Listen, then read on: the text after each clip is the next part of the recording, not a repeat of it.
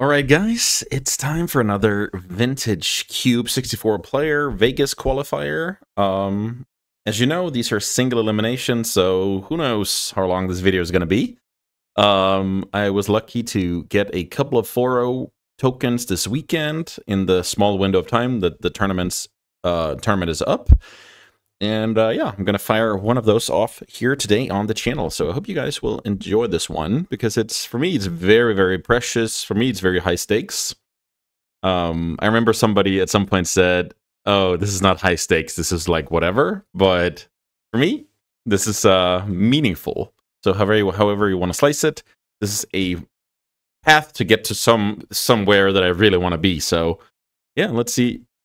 We have, obviously, 64 good players, good enough to 4-0 a qualifier, so there's not going to be any, like, easy matchups here. It's going to be just tough opposition all around. So the draft is about to fire. I will check who's in my pod, and we can get to analyze the opening pack. So let's see here. I'm in a pod with Matty Quisma, and I'm in a pod with JPA. I'm facing JPA round 1. That's always kind of cool. Yeah, I mean, let's get to the pack. Not the start I was hoping for, but starting with the fetch line is decent.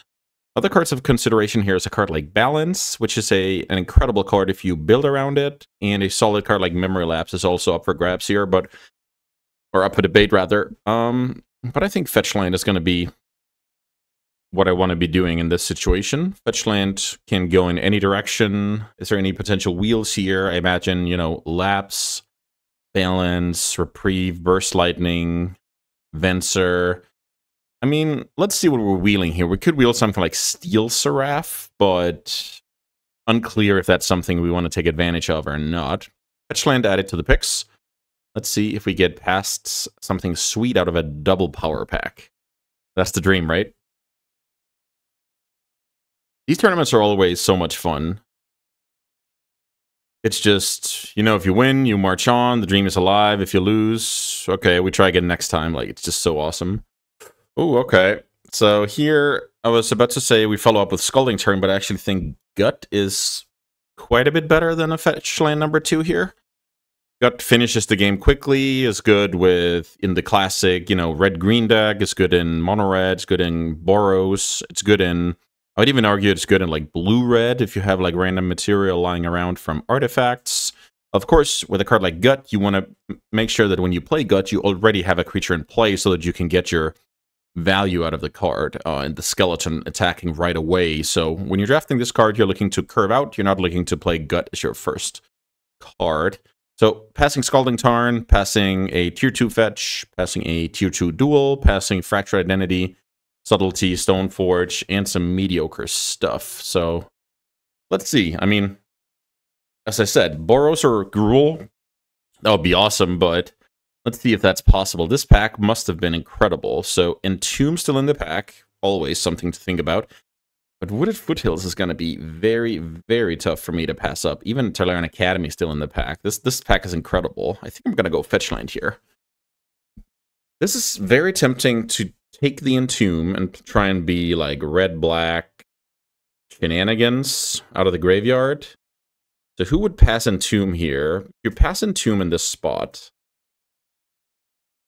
You obviously open Power, and then the next guy followed up with like a Premier card. But Wooded Foothills is still in the pack as well as Tolarian Academy. Okay, I'm gonna take the fetch here, and we can just, you know, stay a little bit curious around the Entomb, whether it would have got there or not. Okay, this is not very exciting. So the best card here is Fatal Push. Am I supposed to take the Fatal Push here? I mean, red-black is a decent combination for, you know, getting aggressive. No apparent red card. I mean, the Mind Collapse is a card that makes my deck, if I'm red, a lot of the time, if not all the time. But that card is like a lot worse than Fatal Push. But it's more likely to make my deck. I wonder what I should focus on. I think taking something like Raging Ravine doesn't make much sense. Maybe take the Mind Collapse here and, you know, pass a signal. So hopefully red is open, right? Okay, so it looks like we can draft some red stuff here. So the Challenger and the Magda. The Magda's just better straight up, and it's impressive with Gut. So I'm going to take the Magda Brazen Outlaw here. You can stack the Gut trigger and the Create a Treasure trigger and trade the Treasure in for a 4/1 with Menace, which is amazing. In a dream world, we wield the Challenger, and everybody is incredibly happy. Okay, so, I mean, red aggro with, you know, arguably some of the best fetches. I'll guess that Wooded and Arid Mesa would have been the best fetches, but I'm very well set up for my secondary color or even, you know, some kind of splashes down the road. So let's see if Mono Red is open. Let's see if we're branching into full Naya. Let's see if we're Boros. Let's see if we're Gruul. Let's see about that. Yeah, pretty... I would say an average start to the draft. I'm excited about Gut. I'm excited about Double Fetch, but, you know, stuff can happen here. Okay, this could be a very interesting pick. So Plateau is a absolute premier land that I should probably take in order to, you know, make sure that I can cast my cards. Mother of Runes would have been great, but taking it as my first white card is a bit iffy with Plateau in the pack.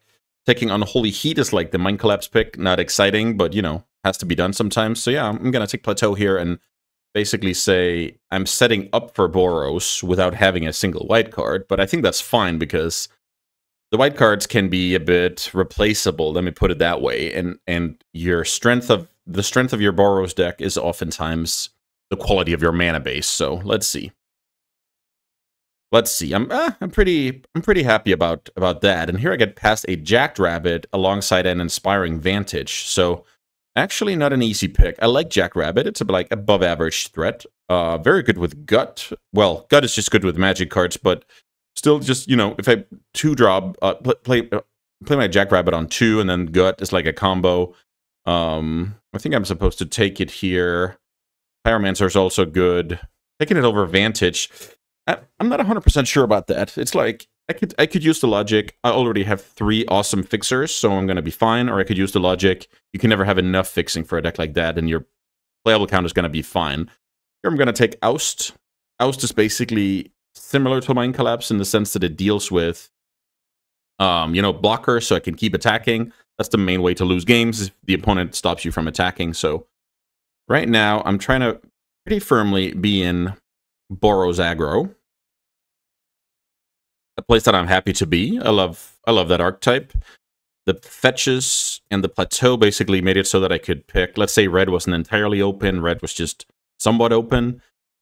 They kind of, the lands kind of enabled my second color and all of that jazz. So here's the Seraph that I wield. So it's basically the Seraph, which is a double white card, not irrelevant, or the Arena.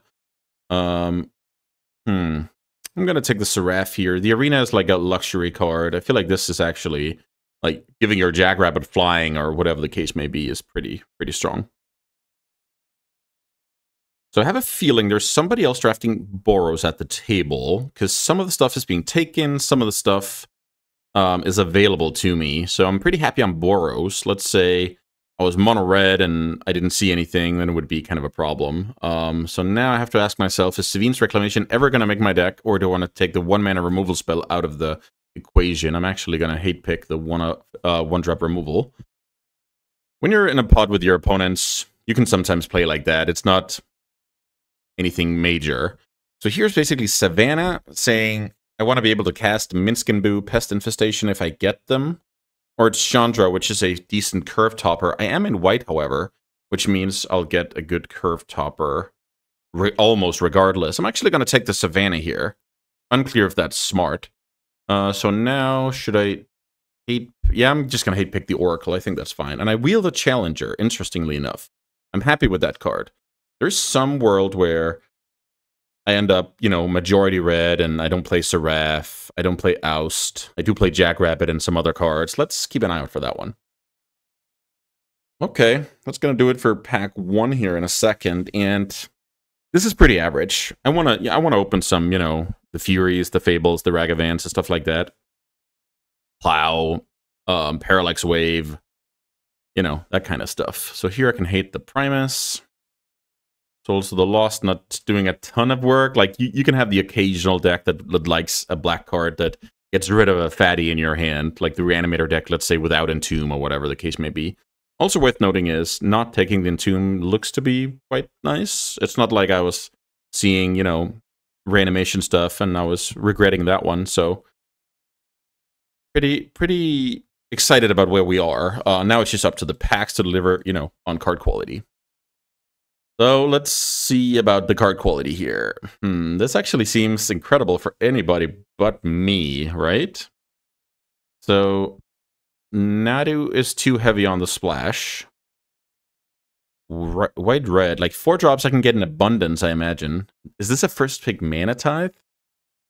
That's really depressing, but it also seems to be the reality.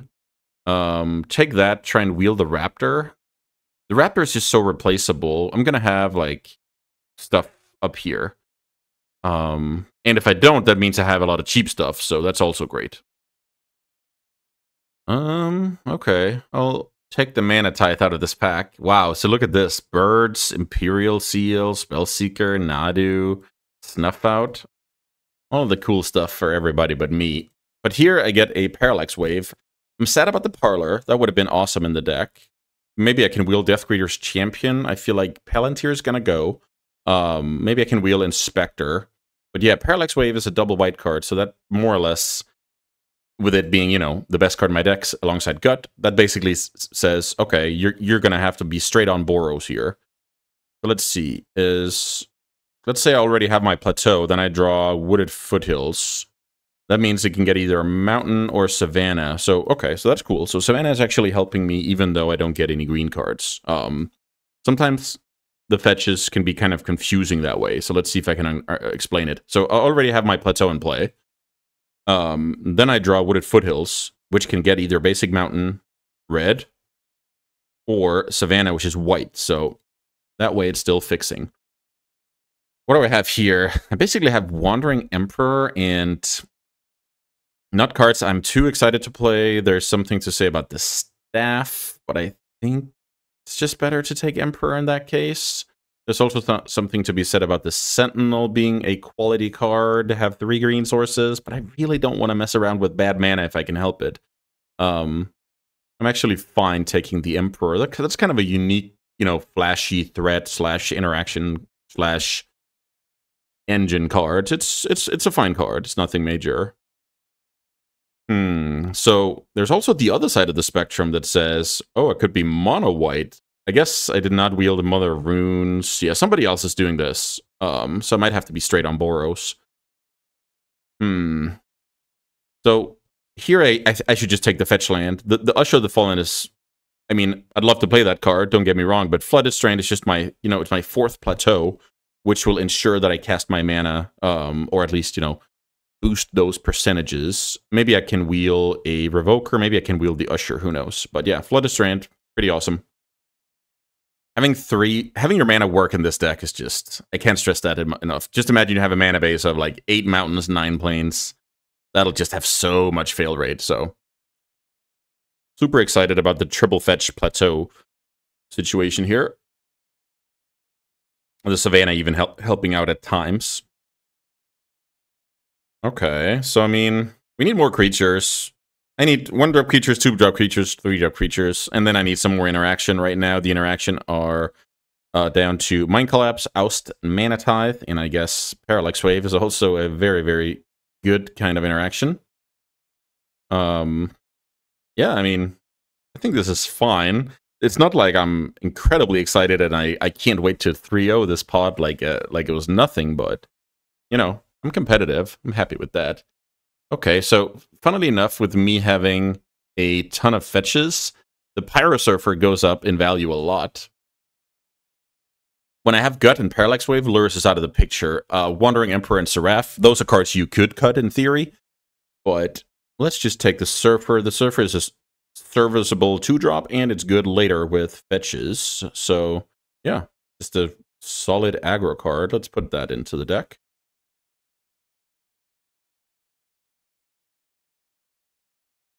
So 1-drop creatures are not, you know, the most important thing, but they're very good. Like having the ability to curve 1-drop, 2-drop, 3-drop, that'll just win a lot of games. Putting pressure on the opponent is huge. I would also love some more bread and butter type cards. Let's see if we can get that. This pack is not great for me. I will take the Kumano faces Kakasan, I believe. I think that card is better than Fire Blast. Springheart and Tuco being the best card in this pack, which is good with 3 fetches, but I most likely need to fetch to even have green mana to begin with, so that kind of takes a lot of wind out of the sails. Yeah, this is the classic. Somebody else is also Boros at the table, and then, ooh, very nice Fiery Confluence. I take it over Wasteland here. So I'm not just going to run away with things and have amazing mana, amazing card quality. So, yeah, I don't know. Wheel of Fortune. Is that something I'm interested in? I don't think so. I've already hated the Oracle, so I don't care about the Doomsday. I could draft Graveyard Hate from Agatha's Soul Cauldron. Or I could draft Aven Interrupter. What's more likely to be good? Aven Interrupter is good against, like, these big artifact decks or, you know, the Underworld Breach type situation. But I passed Entomb and that was gone, so I know somebody's messing with Reanimator. It's kind of tough. I'm actually going to take the Soul Cauldron here, but it's close. If you take the Interrupt there, I don't blame you. Let's do a playable count. I actually should have done that beforehand. So I'm at 13 playables. That means I need to get 10 more, which is quite a large number. So maybe that logic would have led me to the Interrupter. I'm not sure. I think I'll be fine, especially because I now have 4 green sources built in my deck. So I can take, like, you know, the Minsk and Booze and stuff. Also, back to the Chandra point from earlier, you're going to get your 4 drops, and Chandra is not going to be the best of them, so this is just a good lesson in general, that unless you really care about not passing that card, as we receive back the Raptor, I really doubt I'm playing this Raptor. I should probably take it, though. Yeah, I can take it, but now, as you can see, I'm really not interested in more 4 drops.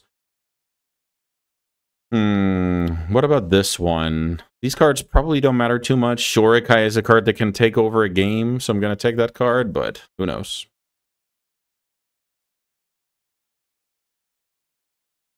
So 1, 2s, and 3s alongside Interaction is on my wish list for the 3rd pack. And if they're of, you know, high quality, like Ragavan, Fable, Solitude types things, I'm definitely not going to complain. So I guess with 3 fetches, I'm also in the market for a card like Flage.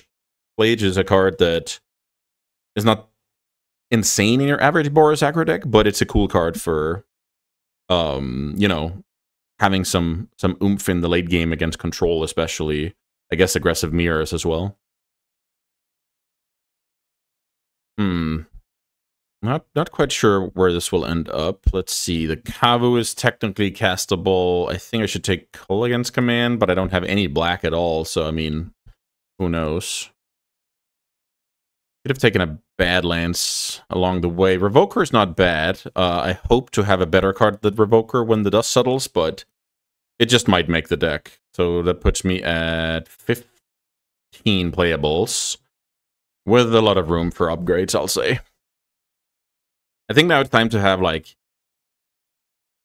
a small handful of premier cards enter my deck. I guess I'll take the Brawler. Storm and Bazaar decks are very niche, and the Brawler could potentially be the biggest creature on the field when it's played against me, but super niche here. I'm going to leave the Cabal Ritual. And it's time for the last pack. 15 playables. Plenty of rooms for upgrades, you know, Revoker, Kumano faces Kakasan, maybe a 4-drop will get upgraded, like so. So I'm not exactly crushing here. Voice of Resurgence is interesting. I'll keep that in mind. I might play it. Moxjet, I mean, yeah, let's take that card. Not much to say about that. So what else are we working with here? If there wasn't any Moxjet, I would just take Cathar Commando, hope to wheel Flicker Wisp. So now the cool thing is I'm going to wheel either Flicker Wisp, Portable Hole, or Commando. Mox accelerates my plan. It's basically a 1-drop in the sense that it makes my necessity for 1-drops lower, so I can cast 2 drops turn 1. So yeah, Moxjet, very happy with that one. Let's see if we can get some quality stuff past here. That would be amazing. Speaking of quality stuff, past Tameo is the best card in this pack. Giver of Runes versus Robber for me, I think. So I think my logic is going to be, I'm going to take the Giver, and then I'm going to try and wheel either Robber or Ghost Slice. Ghostfire Slice. This is the best way from where I'm sitting to get 2 cards out of this pack. And they're pretty comparable in power level, so I think that's a good strategy. Moxjet into Giver, so Incredible into pretty mediocre second pick. Giver is awesome with cards like Jackrabbit, Gut. So, I mean, it's not terrible. It's part of some good mana curves, no doubt. Let's see. Third pick, Galvanic Discharge versus Grim Lavamancer. I feel like I should take the creature with how, you know, Kumano needs creatures, Gut needs creatures. Even though they're very comparable, but I think the creature gets the nod here. I'm going to pass Archon back to the same person I passed Entomb to, which is, you know, could be signing my own death certificate, but that's how it goes sometimes. You have to worry about your own deck first. And now we get past this, which is not amazing. Let's see. Serra Paragon is a decent grindy card, but 4 mana is a ton. Currency Converter is a card that, I don't know, it's not amazing. It's very mana intensive for this deck. The Artifact is good with Gut.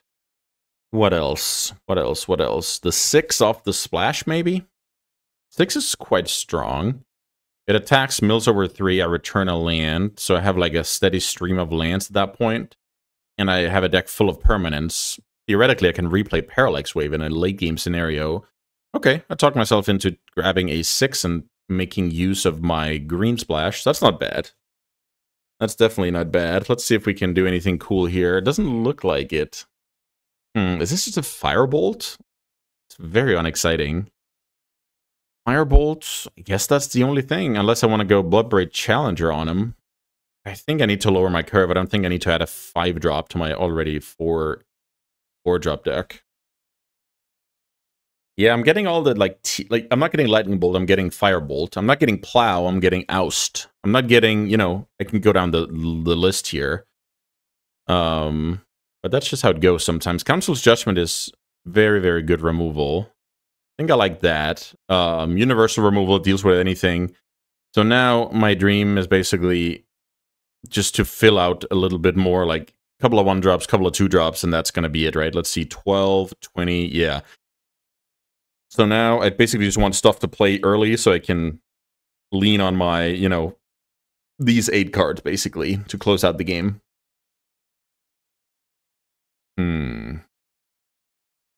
Yeah, this deck is for sure not the best.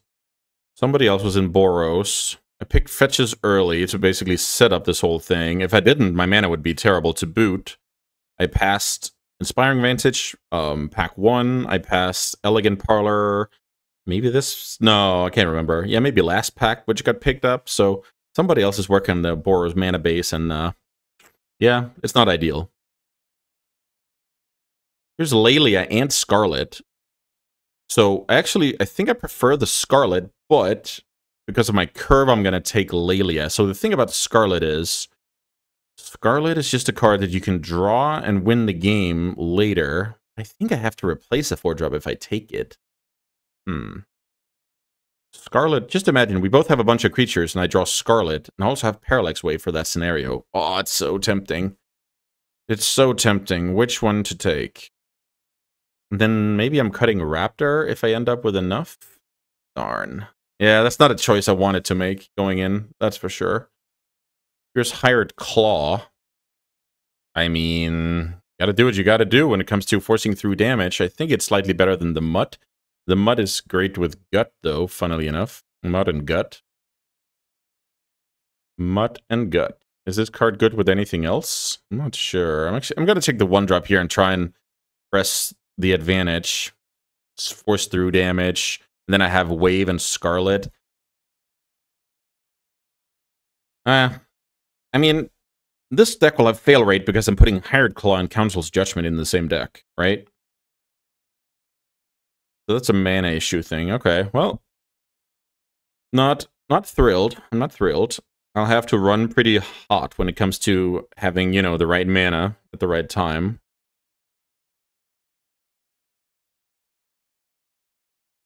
So I'm trying to think. Yeah, I had the Entomb pick available to me. There was also a Scalding Tarn. It's tough. It's tough to imagine what I was supposed to do this draft. It's not like I've been seeing, you know, super quality of a certain color and then realizing I could have gone on that train. With that being said, I do love Gut a lot, so there is a chance that I've missed some avenues. Definitely curious to watch this one back and see if that's the case. So right now, I'm not going to see any new cards. I'm going to see the wheels. And Cathar Commando Wield. I like that a lot. Let's see. Stomping Ground is my 5th source, though. So let's see. 13 plus 9, that's 22. Taking the Commando completes my deck. I will say I could easily see myself cutting, like, Claw or Raptor. I think I'm going to have to live with 4 sources of green being what I have available. I do wield the Ghostfire Slice and the Robber. I do like attacking with fast creatures, that is for sure. I also like burning my opponent out, though, but I feel like my reach is like the Scarlet and the Wave and the Confluence. So let's take the bread and butter 2-drop. Hired Claw is, you know, I mean, Revoker is not a... Revoker could be a sideboard card, because let's say I'm on the play, you can play turn 2, what do I name, right? At that point, it's like my worst 2-drop by far, so I actually think it's a decent sideboard card. I'll take the Wrath out of the draft here. There's also a chance I'm not supposed to splash. These cards don't do anything for me. Let's just take the Curtains. I'm trying to see here. 14 and 9, that is 23. So, in theory, I have a full deck here.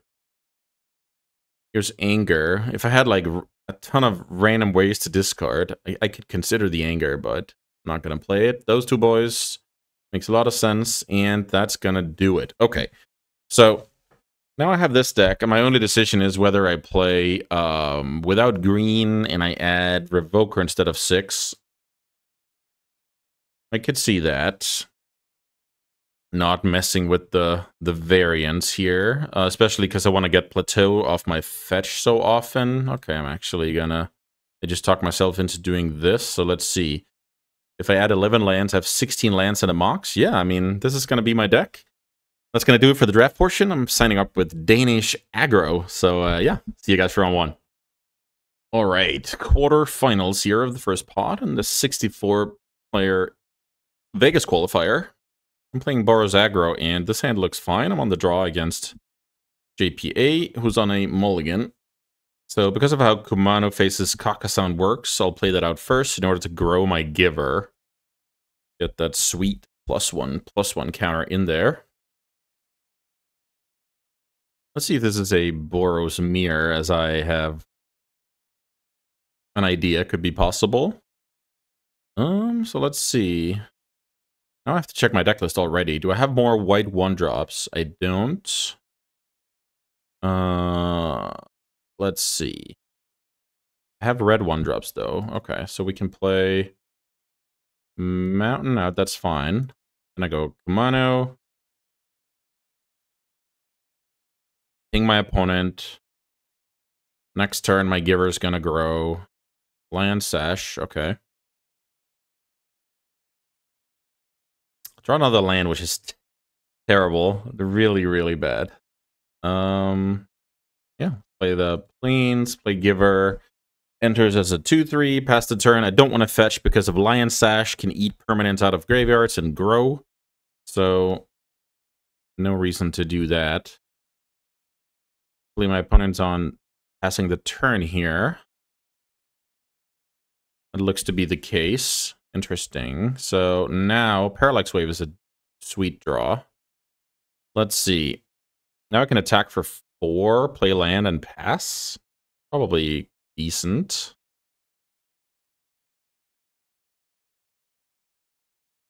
My opponent could have some kind of flashy creature, but I think I'm relatively safe to attack here. Let's see if that's my famous last words. Looks like my opponent's taking damage down to 15 here. So now which land do I play? Any upside to either. Maybe the Savannah is a good shout. Okay, I'll play Savannah and pass. Not too worried about firing off the Mind Collapse just yet.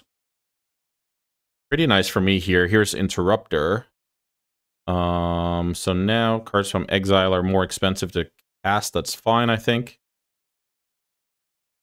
So now I could use Parallax Wave as, you know, a way to just clear the way, get in for as much damage as possible. Every turn that I get in, it's like, yeah, 4 more damage.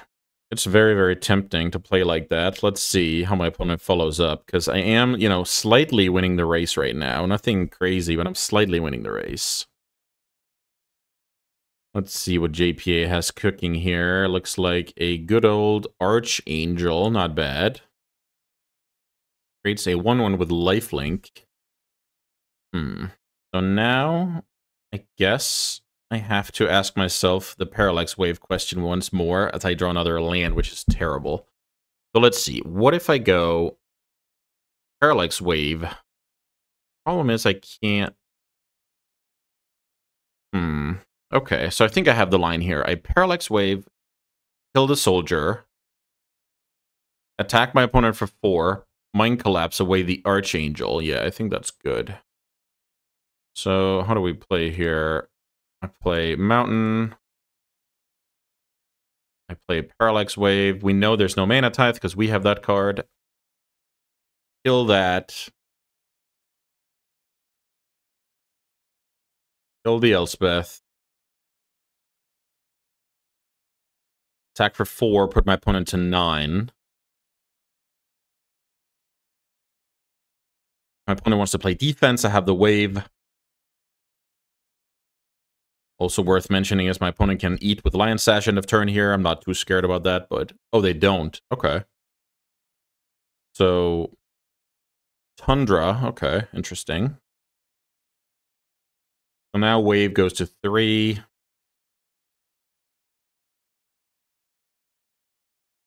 And I should think about how to proceed here. Reconfigure onto that card. Okay. Sure, yeah, that's probably going to be better for the opponent. Let's see, my opponent holding up 4 mana. Wave goes to 3. Let's see if we can draw something that's not a land. Wow, that's terrible. I think I only have 1 wave forward here. Is that waving twice, getting my opponent to 5? I actually think my way to... I think this is better. I'm gonna go with the proactive pro-white. Attacking for 2. I think that's decent. Have to get my opponent dead at some point. Mana Tithe, highly unlikely to do anything this game. I'm holding on to the fetch because I play the Pyro Surfer, and I'm passing here. Let's see. Opponent plays another land out. No play, no attack. So I think I just continue this. Let's see. Wave down to 2. Can we draw? Yeah, we did draw a good card here. Okay, so I'll try and proactively give pro-white. Then I will try and attack, put my opponent to 5.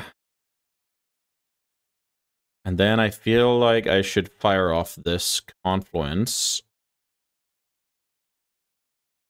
Try and deal 6 to my opponent. My opponent could have counter. That would be reasonable in this spot. They don't. Okay. So, I mean, this one hitting a Planeswalker was so huge. I'm losing to this card if the opponent gets to, you know, do it again and again. Waving, getting in for damage, and then sneaking out a win here. So, I mean, it's definitely mediocre beats getting there. Can't really say much about that. So let's try and rewind here. Elspeth, okay, for Revoker. That is a card.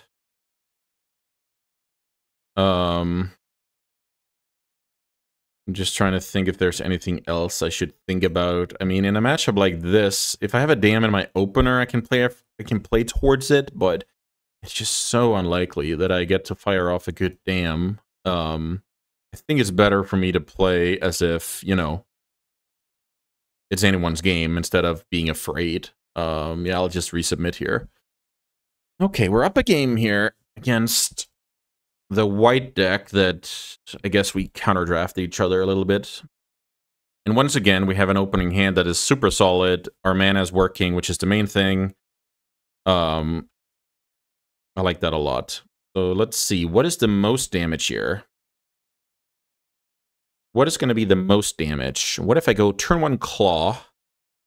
That's me skipping out on 2 damage. Then the next turn, play Pyrosurfer, play land.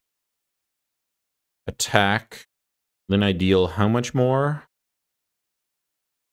If I play turn on Pyrosurfer, it's 2+2. If I play Iron Claw first, then Pyrosurfer, it's gonna be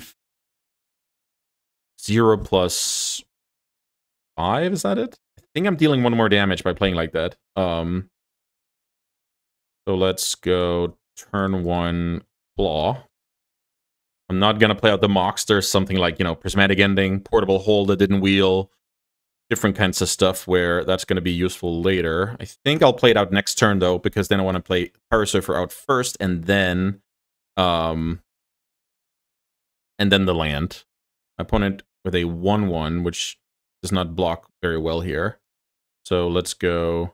I will get dazed here, though, but I think that's acceptable. I want to do as much damage as absolutely possible here. So let's play out. We have to play white here because I want to bridge to Emperor next turn, so I guess we play the basic out to not get wastelanded. So now, getting in there for 5. The 1/1 is not doing a ton of work on the side of my opponent. If my opponent wants to, you know, draw off of staff, it costs mana, all that stuff. So now I'm hoping my opponent... Okay, Tinker, that's sick. Okay, let's see. Let's see. What do you have here? Blightsteel. So, funnily enough, Emperor takes care of Blightsteel. So I'm losing to a counter here. Yeah, I like this attack a lot. Seraph is not a card that helps me now. So I can't really do anything about this. I'll have to pass. So now I have to think about... Do I do anything fancy, like blocking first? I guess that's good. So if I block with this, and I then try an Emperor, it's probably going to be fine.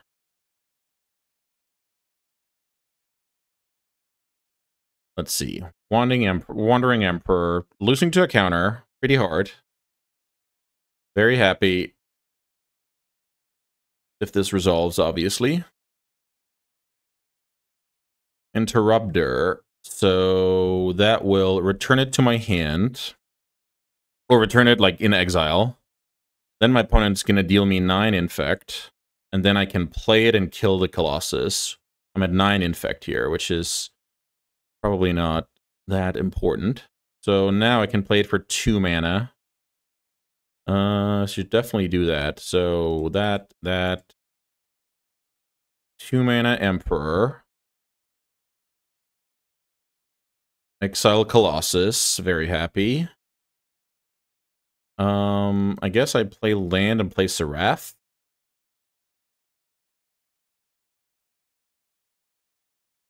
Cast with Prototype. Sure.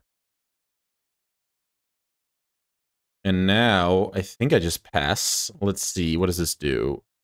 Flying Vigilance or Lifelink. Yeah, I don't think trading off the Interrupter is a good play. So let's... Well, maybe it is. Let's see.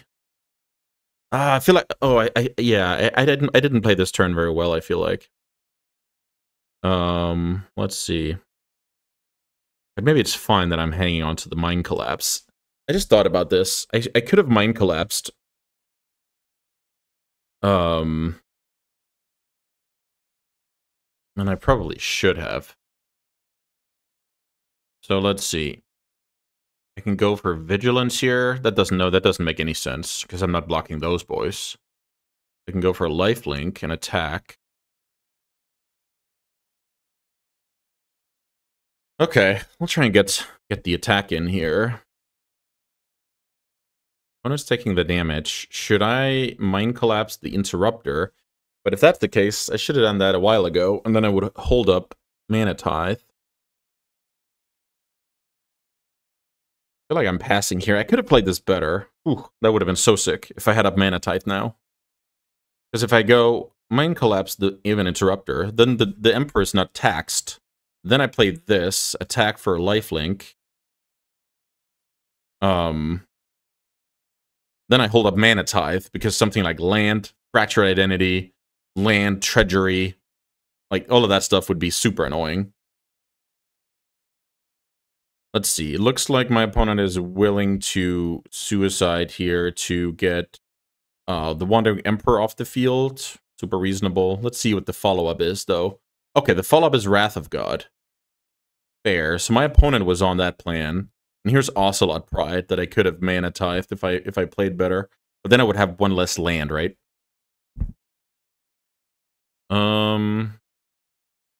Okay, so I think I just continue the attacking here. Let's go like this. Let's kill that. Attack for 3.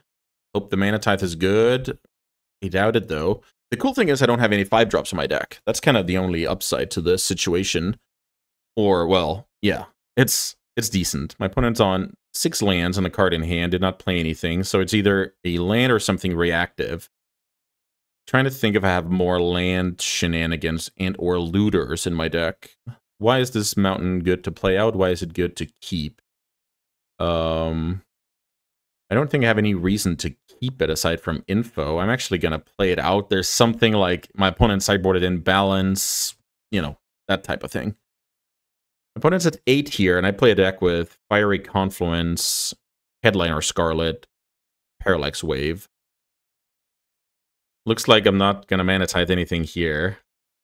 Very, very strong. Palace Jailer is an awesome card in this spot. I have some good draws, thankfully. Let's see if we can spike one of them. Opponent draws a card. So yeah, time is really ticking on me here. I feel like I need a good one now. Jack Rabbit is a good one. Do I play around? Let's see. So if I do it for this amount of mana, I'm playing around my opponent's counter, 2-mana counter, which is not nothing. And I'm making a 3/4 Rabbit, which, you know... Okay, I'm buying into this. I feel like it's worth it to go for the 3/4. Ooh. Incredible Mana Tithe here. So the cool thing is, my opponent just thought I was, you know, respecting Mana Tithe or Days out of their deck, but in reality, I was, you know, representing my own, which is huge. Skull Clamp is a good one. Lets my opponent block and not be unhappy about it. Okay, my opponent plays out the land here, which is a play that makes them naked, but also says that they have like 5-drops, like Force of Will. Oh my god. Oh my god, did I just do it to the opponent? So, how does this work? The Destroying the Artifact is the latest one. Okay, so I'm not going to get the Monarch now. What I could do is kill Skull Clamp and deal 4 to the opponent. I feel like that's how I should play. So, like this. Or maybe... No. We do like this. Destroy Skull Clamp, deal 2 damage to each creature. That's better. No, it's not. No, it's not. Then the opponent's going to get the cards. Okay, I figured it out. So I want to do like this instead. Destroy Skull Clamp, deal 4 to the opponent. Let's see if they spiked anything nice off the top of the deck. So now the opponent has to chum block. I get 3 guys. And the pressure's really on. My opponent will draw an extra card on their end step, though. And that card needs to be one of the good ones. Lion Sash, sure. Drawing the card. The Lion Sash can outclass the Rabbit here.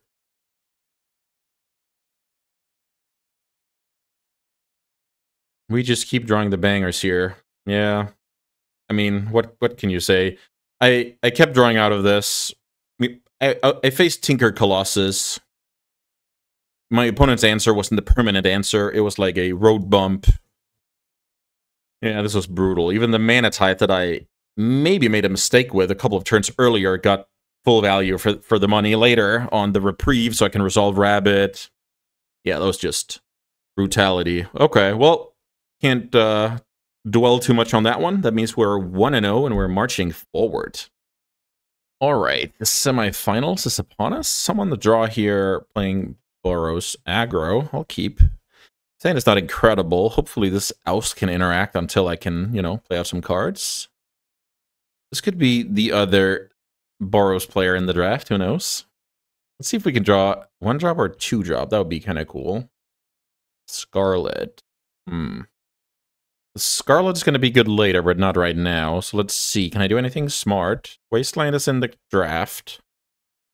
I guess I just play out the plains and pass the turn here. I don't really want to get fancy. Also, there is I play the landfall guy in my deck, so holding the flooded strand can be valuable. If I natural draw the plateau, then I'm kind of postponing my landfall for later, so that can be cool. Let's see. Okay. So I guess this is going to be the mirror, where a lot of my cards went. Opponent passing. We know our previous opponent had reprieve, so we don't have to worry about that. So my opponent can have Containment Priest. My opponent can have Virtue. Virtue is probably the best call here that my opponent has. I draw Gut, which is not optimal because with Gut you want something in play already. This is really like just a sign of why you want to draw one or 2-drop. So I'm expecting my opponent to go Virtue here. No Virtue. So no reprieve, no Virtue. So the annoying thing is, my opponent did not have a play until turn 3. Neither did I. But now, okay, Lingering Souls, that's a good one. Lingering Souls, definitely a card that can solve, you know, board stalls. Let's see. Giver of Runes, just in time. So now I'm going to fetch Plateau and play Steel Seraph. Any removal will take care of it, which is annoying, but that's how it goes. This doesn't matter. Yeah, this start was just terrible. I have Fiery Confluence in my deck. That's awesome against soul tokens. I have a Wrath on my sideboard I can consider. Looks like my opponent has a Burst Lightning in their hand if they're making this attack. So let's see. Burst Lightning is a deal 2. Unholy Heat is a deal 2. Bone Crusher Giant is a deal 2. So I think I just take this damage. There's a reason why my opponent makes that attack. Let's see. I'm crossing my fingers. My opponent only has the deal 2. My opponent could play like Bone Crusher Giant here and like hardcast it if my read is correct. This is a weird one because neither of us were out the gates. Let's see what this is. Chandra. Okay. My opponent could have played that right away. I need to draw land now, by the way. My opponent could have played that right away, but didn't. So obviously they have something. I like the Surfer here. Let's play Pyro Surfer. I guess I play around my opponent having Pyrokinesis, so I attack first. So my opponent obviously has a deal 2 in hand, but I don't know anything else about their hand. This is a draw that desperately needs the 4th land, so I can go like Raptor into Scarlet and try and play, you know, high impact cards. Not gonna cut it if I'm just sitting here. Let's see. Okay, there's the deal 2 that I had a theory my opponent was on. Giver dead. My opponent can flashback Souls. So my opponent also correctly plays around Pyrokinesis. Passes a turn here. That's interesting. So now, I think I go Raptor. Sacrifice another artifact. So my opponent does not have an artifact. My opponent did not flashback Souls. I wonder why. So the Scarlet unblockable thing is going to be good. Drawing off of it is also good.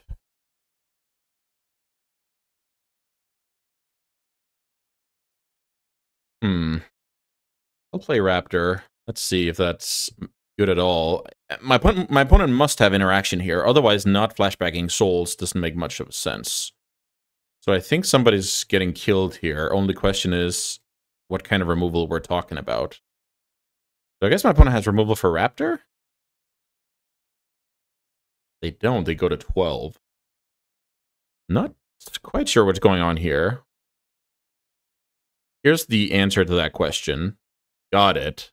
Okay, so instead of flashbacking Souls, my opponent had Philia. Philia is a card that can blink the Extruder and kill Pyro Surfer. Super good, obviously. I want to draw land here for obvious reasons, so I can go Oust and Scarlet. Looks like I'm taking 4. How's the follow-up looking over there, buddy? Eternalize. My opponent makes their land drop. So no Lingering Souls flashback here. My opponent must have another good play, I guess. Okay.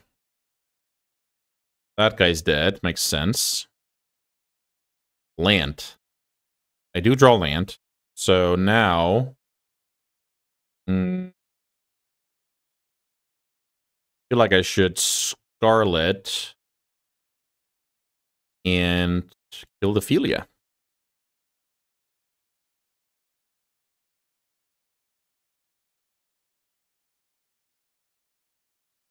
My opponent must have some more flashy stuff here.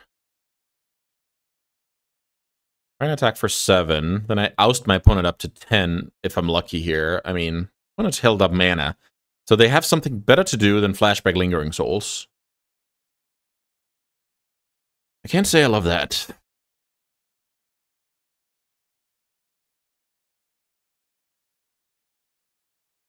Unexpectedly Absent is a good shout. 5. Okay.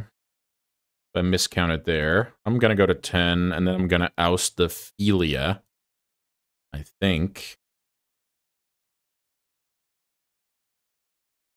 I think that card is too annoying to have roaming the streets. Okay. So now, what can my opponent have? Some flashy card. It's too good to be true that my opponent just tapped their mana poorly. I'm not gonna believe that until I see it. Here's the play. Ghostfire Slice on the Raptor. Ah, so my opponent was looking to basically burn me out here. That makes a lot of sense. Kept the flexibility, so took the extra 4. Pretty interesting situation. So now if my opponent has a land, they can go Lingering Souls and Timeless Dragon. And I have a couple of digs at Parallax Wave, which is by far my best draw in this situation. Okay, so my opponent has some great creature in hand, unfortunately. Let's see. Elite Spellbinder with haste. So worth noting is that card does not deal with any of my cards, but if I draw land, I cannot double spell, right? So the cool thing that my opponent's doing here is using Arena of Glory to make 2 haste mana. So let's see, my opponent has another one of those, another creature. Then you can actually play 2 creatures with haste off of 1 Arena of Glory. I definitely hope that's not the case. That would be brutality. My opponent's down to 1 card. Wow, here's the Bone Crusher Giant from earlier. Could have been the Extruder as well. Okay, so my opponent deals me 9 here, and... Okay, I guess they Okay, my opponent deals me that amount of damage, so I now need to draw... Let's see, is Fiery Confluence lethal? 1 to each creature? No, it's not, I think. So I'd have to clear the board with that card. Let's see, what do we have here? Shield Breaker into Mountain. I think that's not gonna do it. Let's quickly go through the math. Gotta say 5, so that's not gonna work. Attacking, getting in for 4. Shield Breaker, well, not Shield Breaker. Challenger is a 2 mana. Then I play Council's Judgment, kill the spirit. My opponent goes to 2 life. Is there any way to survive here if I go Council's Judgment on the Elite Spellbinder? Nope. Then I die in the air. I think I'm just dead here. My opponent did a great job this game. Scarlet attacking. My opponent might block if I do that. If that happens, Council's Judgment, the Spellbinder. Place that one. Okay, I guess there's a tiny chance that I'm able to buy one more turn. So now my opponent has to worry about this card in particular being able to deal 5 damage to my opponent, which is a hard sell.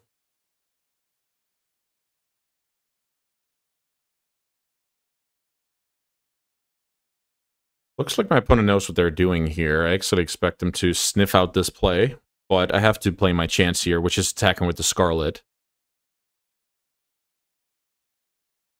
Okay, the opponent arrives at the conclusion that they don't want to lose to some random stuff, so Spirit Token gone. Now let's see.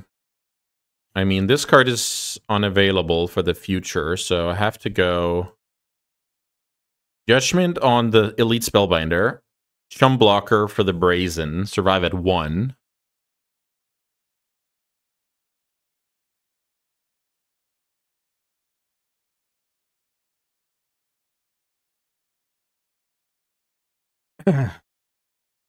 Obviously, my opponent has all sorts of trouble, like Timeless Dragon, like Lingering Souls, but this is my chance. Let's see how this works. Becomes the target of a spell, so Parallax Wave actually deals with Bone Crusher. Now I have to Chum Block, go to 1.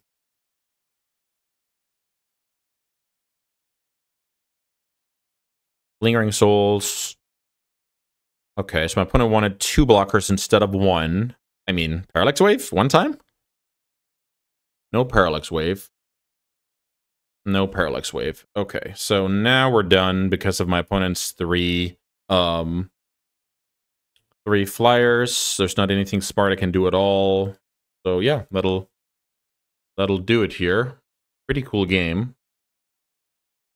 So, okay, in the Boros Mirror, what can I do here? Do I have any embarrassing cards? That's the first thing I want to look at. I don't think I have any embarrassing cards. You can argue that Dam is better than something like Kumano, because Kumano is only good early.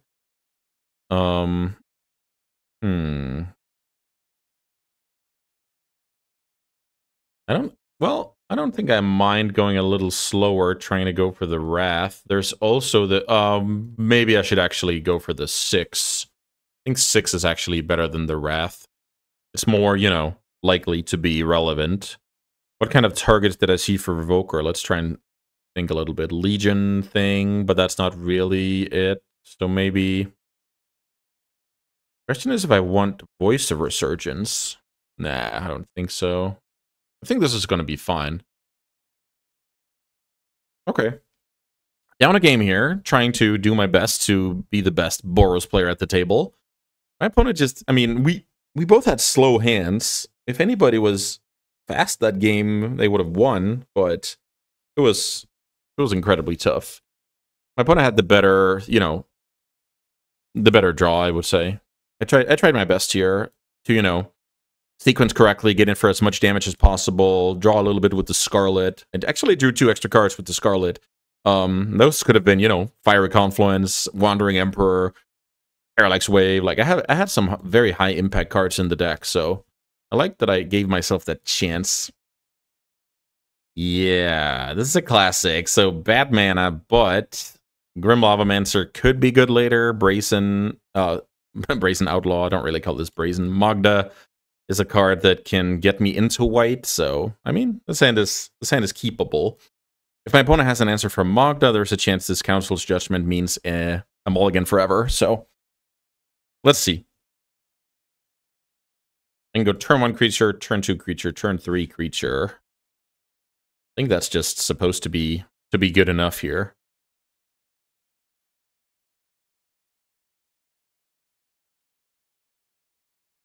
Obviously, with these being single elimination, any stumble, any nut draw from the opponent can mean it's game over and the video is over. So that's why we have to enjoy it while we're here. From Lavamancer, go. Works. So I get in with the Lavamancer, I play Magda. I play Magda because that card is more impactful to untap with, because it gives me white mana. My opponent has an answer for that one. Things can get very complicated.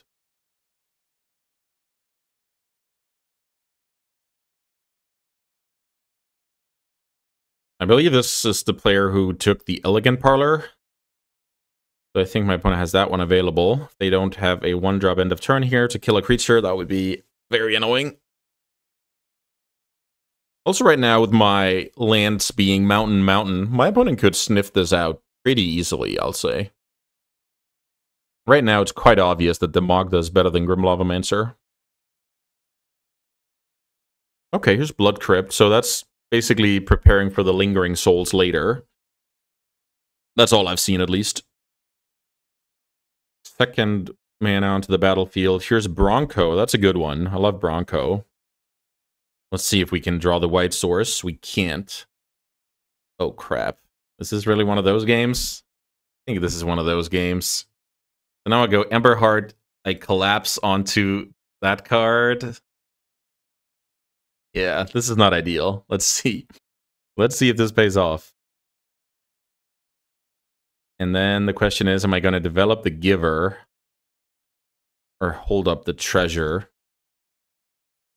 I think I like the Giver.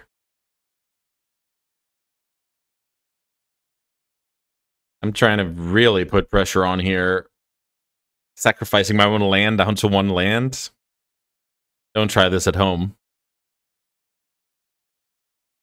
Let's see. It doesn't take much from the opponent's point of view here as a follow-up to crush me.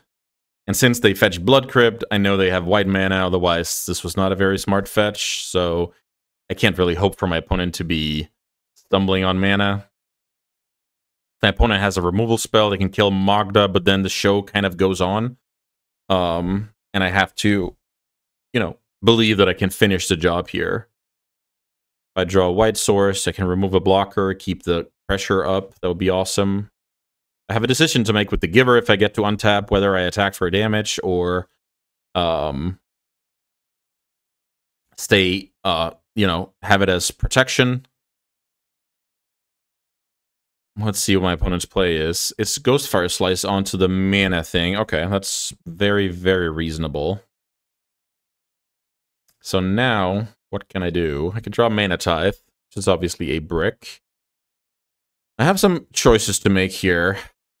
I actually feel like I should attack with everybody. I don't think I'm winning this game if I stay back.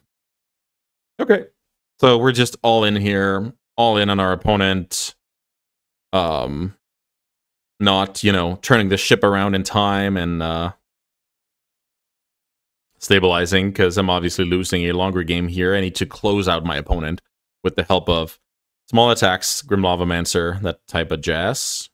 I have 3 bricks in hand, and I sacrifice a land to Mind Collapse. So this is like a functionally a mull to 4 going on here. Mull to 3 even. 3 dead cards and a sack mountain, so I'm 4 cards behind. I can only do this on life total. So here's a Scrapborg Mutt. very acceptable from where I'm sitting. Opponent discards Lelia, which is not a good card on, on defense. Here's white mana. Okay, that sucks. Here's Sculler, which I'm not too scared about. So funnily enough, now I still have attacks with the mouse. Oust gets taken. Here's Revoker I can't cast, so attacking with the mouse.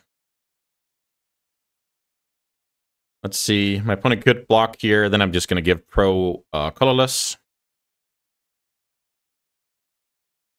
Okay, so opponent's at 5. I pass.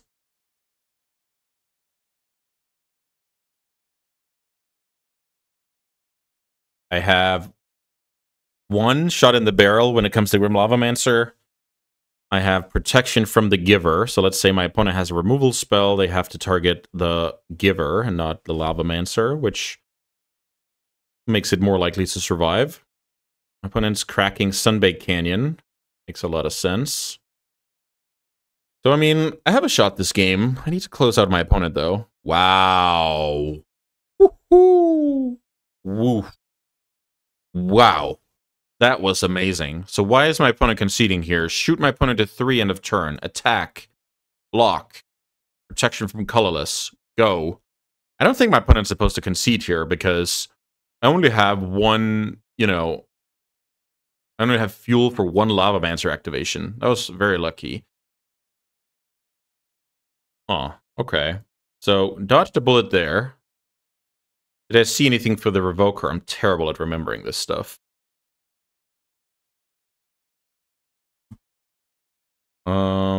One drop on the draw is not going to be that great. There's something to be said about this Wrath. Maybe I want it over the Claw being on the draw here. I mean, the Wrath is either the worst card in my deck or the best card in my deck. But I think being on the draw here could make it viable, because I don't think I can close out my opponent. The draw I just had was so unique. If I had any other serviceable card, I would probably play it over the Dam. And I'm not entirely sure. If I play Voice, I think I have to splash a Forest to go with the Savannah and double fetch. Is Voice better? Or is Dam better? Voice or Dam? It's basically, do I think the game will get out of hand? Or do I think I can punch with the best of them playing to the board? I don't know. Voice? How many green do I have? 1, 2, 3, 4. 4 green.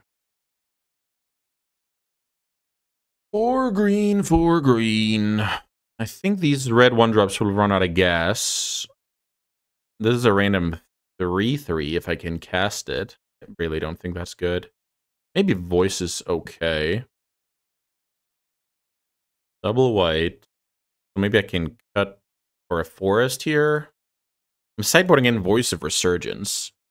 Could be a terrible decision. Let's see. All right, game 3 for the marbles here. Loser goes home. Winner gets to play the pod finals. I hope you guys are having a cool time. I sure am. I love these games. It's just like it feels like everything's on the line. It really isn't, right? But it's, it's meaningful magic. So now, I mean, this is a keep, but this hand is another one where nice double white card. Forest, I just sideboarded out Mountain. If I sideboarded out Plains, I would look very silly right now. I mean, this is a keep, but this hand is also just hoping my opponent doesn't do anything great. This can only ball with a medium draw to the opponent. The thing is, that's kind of what my deck does. My deck does not kill anybody quickly, but thanks to my 4-drops, I can, I can hang with most decks into the mid to late game as well. So I just have to imagine what this hand looks like 5 turns from now. I mean, at that point, I want to have seen, more lands, preferably plains, so I can cast the wave. And if I get my 2 plains, in my top, I don't know, 5 or 6, this hand is awesome. So it's also about the potential of the hand and how the decks line up, which is basically we delay each other by playing creatures. Let's see if we can draw something meaningful. Revoker is not a good draw at all. I have a million 2-drops, and this is arguably the worst of them all, so. My opponent kept a 1-lander. Oh. So now, this is kind of my game to lose, so to speak. So, I want to make sure, or at least, since I will probably have time, I want to maximize my chances of my Magda living, because that's going to be a way to get mana. So, I feel like I should play out... Let's see, Robber needs to get killed. That's actually kind of a cool one here. I'm going to get the trigger in. Hit Batterskull. I mean, that's very bad. I would have loved my opponent to draw that card. My opponent draws. There's the land. So my opponent's in this game. I fixed their top of their library with Batterskull, and now they're in the game. And I assume their hand is awesome since they kept the hand. So I'm not very confident anymore after that draw. That's always the funny situation. Was it lucky that my opponent kept the 1-lander, or was it, you know, lucky that for them they drew the land? Like, that type of stuff is always interesting. Oh, let's see what I can do here. Mud is annoying because it's a good blocker. And I draw Mox. Mox does not... Well, I guess Mox is decent. Lets me go, I guess, Revoker Lavamancer. Really not great, though. My opponent's on 6 cards in hand. I have a Batterskull in exile. So I want to at least reduce my hand size here before attacking. The thing is, I could hit something cool. But I need to play out one more card to... I need to play out one more card here to trigger the Robber. Okay, let's do that. Play Lavamancer. I'm on 5 cards. The opponent's on 6 cards. I'm gonna attack. See if I can spike something cool here. I wish I remembered my opponent's deck better. Lingering Souls. Yeah, I can't remember. It's kind of bad. Let's see. Galvanic Discharge. So now I can get rid of the blocker before damage. This is awesome. Definitely gonna do that. So let's cast Galvanic Discharge. Pay that one. Pay 1 energy. Get in for 2. It's not ideal. Like, I'm missing my land drop here. This game is iffy. I need to find my 4th land, and the problem is, unless it's Plateau or a fetch, it's going to be either able to cast Raptor or building towards Wave. It's hard for me to get both. I do have the Robber that I kind of keep sending into the zone. That's kind of cool. Sculler. So my opponent takes care of a card in my hand, but Sculler is kind of a bad blocker, because it gives me back my card. So let's see. Can the opponent risk that I draw Red Source? There's also, if I draw land, I can go like Pyrosurfer and do some good things. Let's see. Worth remembering is I have the Batterskull in exile. That's only going to be relevant if I have my Robber around turns from now. Have the Batterskull out here. We can just put it up here so we don't forget about it. My opponent's hopefully stuck on 2 lands here. We're both playing with not, you know, perfect resources this game. Let's say any of us had a good draw, we would just crush the other person. So this is only a game because we both are stumbling. I wonder what my opponent should take here. I don't think taking Surfer makes sense, because if I draw land, I mean, I have better plays, so it's like... And is the opponent's plan to block? If the opponent's plan is to block, then maybe taking the haste creature is good. That's actually something to think about.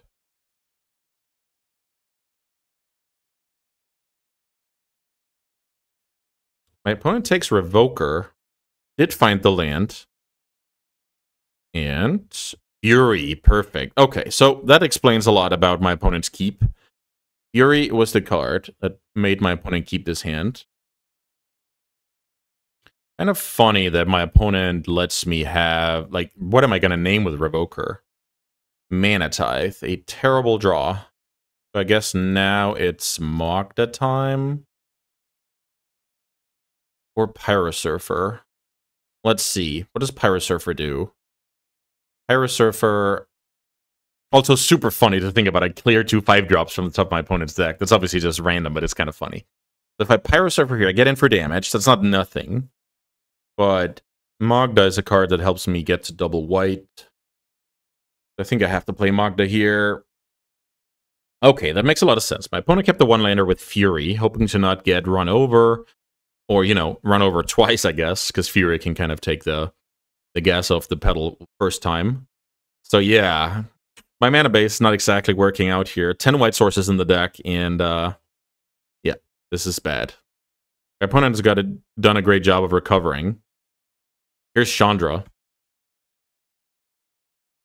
Chandra making mana. That's cool. So my opponent can... Oh, perfect. Yeah. My opponent's running away with things here. Not much to say about that. I think I need to find the mountain right now in order to have just the slightest chance. My opponent is asking themselves, is there any chance I'm blocking this turn?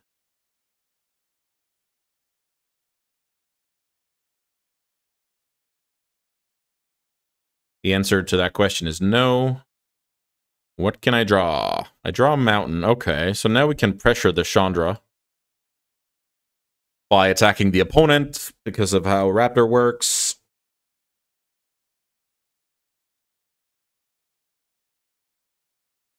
Attack my opponent. 4 to the opponent, 4 to Chandra. Pretty cool, obviously.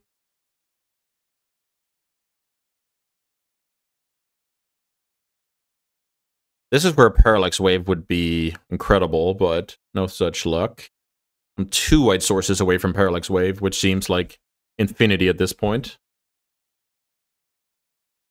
Here's 2 mana. Cannot be a good sign, I'll tell you that much. So my opponent can obviously double spell with the Crusher and 1 more card. Question is which? So, Flashback Souls, I guess? No. So now I have to think, what was the reason last game to play like this from my opponent's point of view? Oh, Gut. Gut is amazing here. Can't remember what the reason was last game, but I mean, let's see if this works. I will attack my opponent. My opponent has a removal spell. I'm in trouble. They don't have a removal spell, so attack my opponent, sacrifice the Mox. My opponent will trade off there. Maybe I should just kill the Chandra here and not mess around.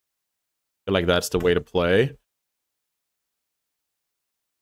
My opponent can trade with Bone Crusher. Chandra's dead. And I wonder what else my opponent has here.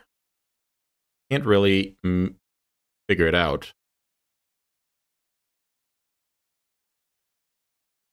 Awesome. Samwise is a very good reason, you know, when you're looking to have a combat step like this, and you're losing your Bone Crusher, getting back the Bone Crusher is brutal. Simply brutal. Because now the Bone Crusher takes care of Gut. Then the opponent can flashback Souls, which trades with the Skeleton, and yeah, things are not looking good for me here.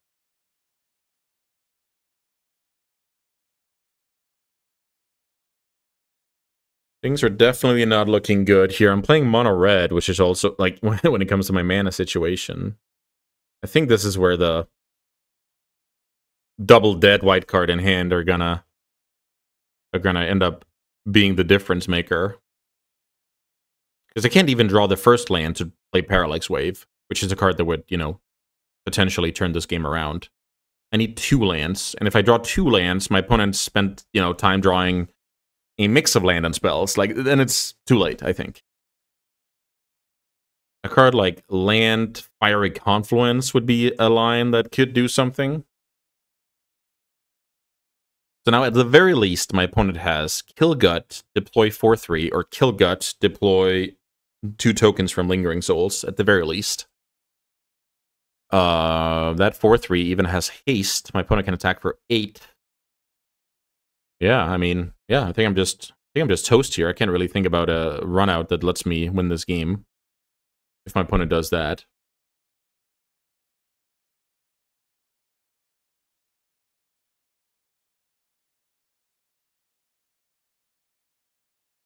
I was definitely smelling blood here when my opponent did not play their second land out. That made my marginal keep, hopeful.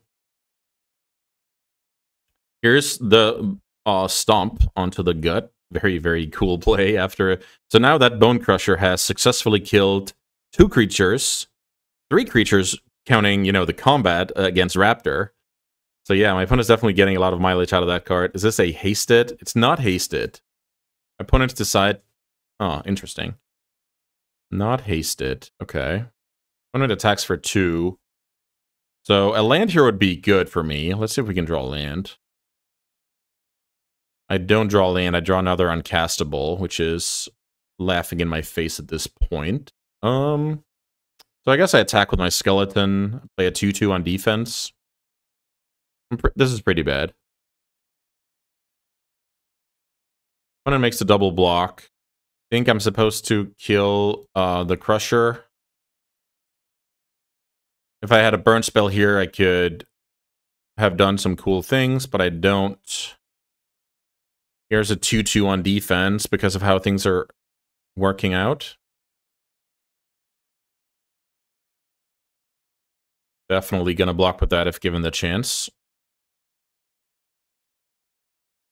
I basically need white mana into white mana to stay in this game.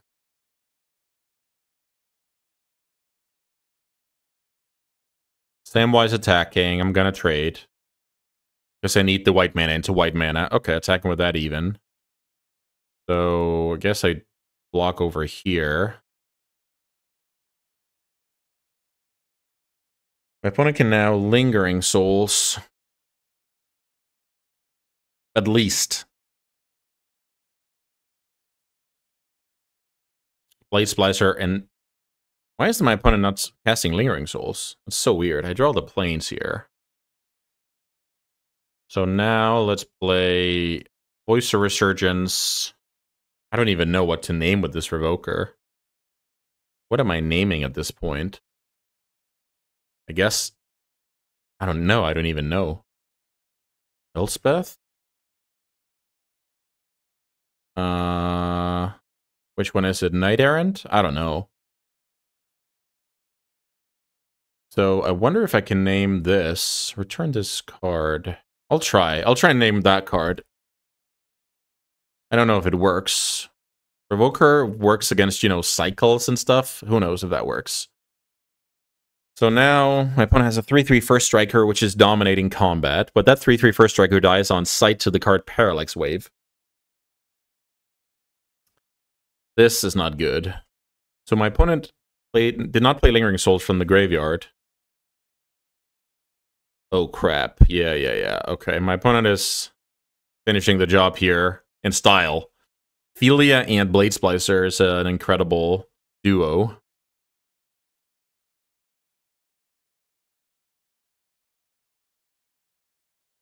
So let's see. Swamp is not what I wanted to see. Blinking that. Okay, my opponent's actually letting me trade off some stuff here. So I guess blocking those is reasonable. My opponent will get that stuff back. Swamp, Flashback Souls? No, not Flashbacking Souls. I think my opponent forgot about that card, which I guess is quite good for my chances of winning. Okay, that's gonna do it, I believe, because... Let's see. Attacking, have to chump block. Yeah, I needed a planes there. Then I can kill off the tokens, stall a little bit. But the Lingering Souls is also so good.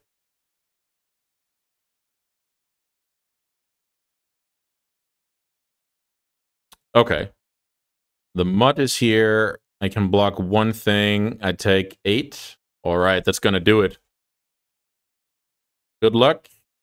Good games. Not much to do here. I mean, what can I do? I'm on turn 10, and my draws didn't work out. I think the keep is reasonable, but definitely not great. But yeah, it just happens. The Furia was definitely a good one. It definitely explains my opponent's one-lander. They're kind of saying, okay, I'm going to find X amount of lands over these turns. Furia's going to buy X turns. It checks out mathematically instead of mulliganing.